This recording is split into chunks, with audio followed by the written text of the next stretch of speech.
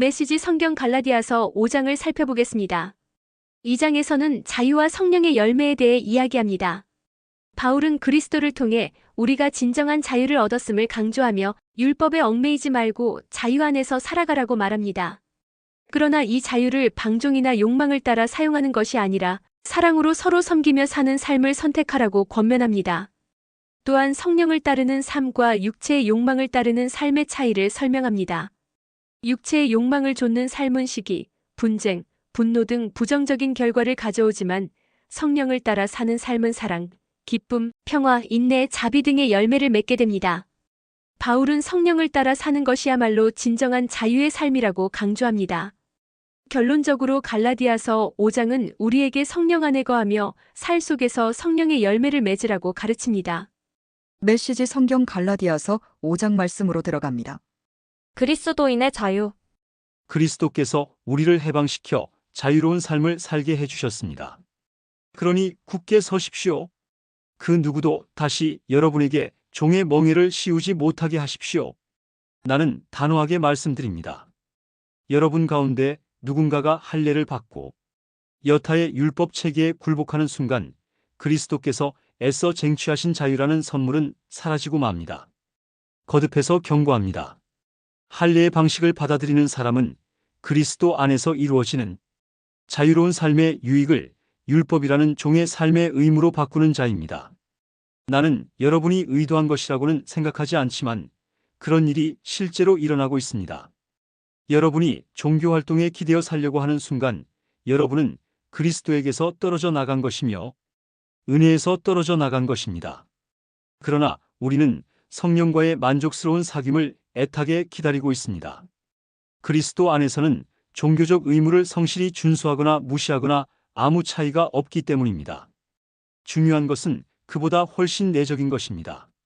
그것은 다름 아닌 사랑으로 표현되는 믿음입니다. 여러분은 아주 잘 달리고 있었습니다. 그런데 누가 여러분의 길에 끼어들어 여러분을 참된 복종의 길에서 멀어지게 했습니까? 그러한 탈선은 애초에 여러분을 경주로 불러주신 분께로부터 온 것이 아닙니다. 이 말을 그저 한 귀로 듣고 흘려보내지 마십시오. 여러분도 알다시피 약간의 누룩이 순식간에 반죽 전체를 부풀어 오르게 합니다.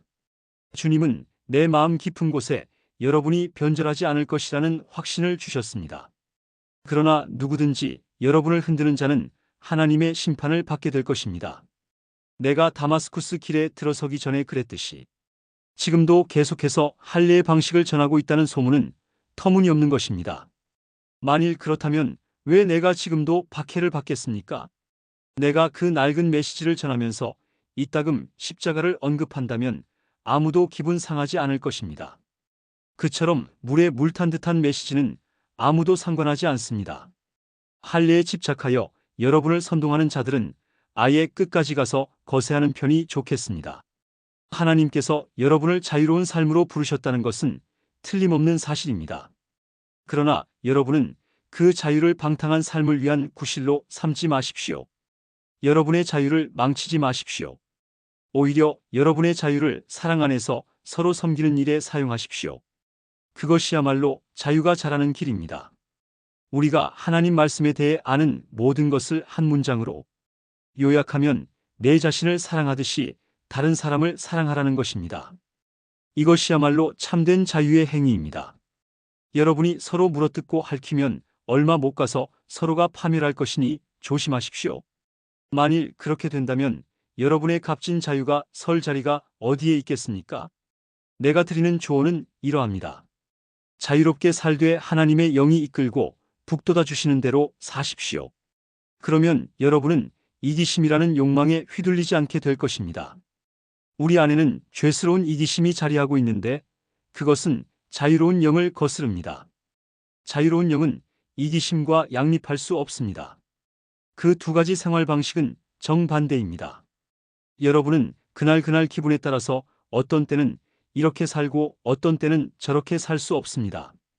성령이 이끄시는 삶을 선택하여 율법이 지배하는 변덕스런 욕망의 삶에서 빠져나오십시오.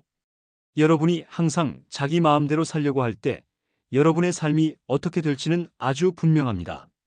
사랑 없이 되풀이되는 값싼 섹스, 악취를 풍기며 쌓이는 정신과 감정의 쓰레기, 과도하게 집착하지만 기쁨 없는 행복, 껍데기 우상들, 마술쇼 같은 종교, 편집 증적, 외로움, 살벌한 경쟁, 모든 것을 집어삼키지만 결코 만족할 줄 모르는 욕망, 잔인한 기질, 사랑할 줄도 모르고 사랑받을 줄도 모르는 무력감, 찢겨진 가정과 찢어진 삶, 편협한 마음과 왜곡된 추구, 모든 일을 경쟁자로 여기는 악한 습관, 통제되지도 않고 통제할 수도 없는 중독, 이름뿐인 꼴사나운 공동체 등이 그것입니다.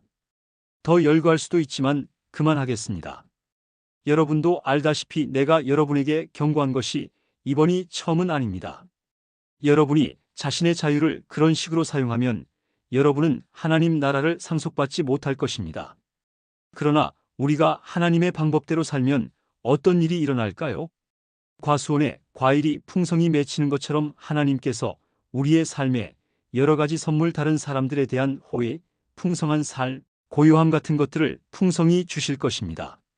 또한 우리는 끝까지 견디는 마음과 긍휼히 여기는 마음과 사물과 사람들 속에 기본적인 거룩함이 스며들어 있다는 확신을 갖게 될 것입니다. 우리는 충성스럽게 헌신하고 우리가 살아가는 방식을 강요하지 않으며 우리의 에너지를 슬기롭게 모으고 관리할 수 있을 것입니다. 율법주의는 이와 같은 삶을 자라게 하는데 아무 도움이 되지 않습니다. 그저 방해만 될 뿐입니다. 그리스도께 속한 사람들에게는 자기 마음대로 사는 삶이나 남들이 필요하다고 말하는 것에 부하궤동하는 삶이 영원히 끝났습니다. 그들은 그런 삶을 십자가에 못 박았습니다. 이것이 우리가 선택한 삶, 곧 성령의 인도를 받는 삶이니 그 삶을 그저 머릿속 사상이나 마음속 감정으로 여기지 말고 그 삶에 담긴 뜻을 우리 삶 구석구석에 힘써 적용하십시오.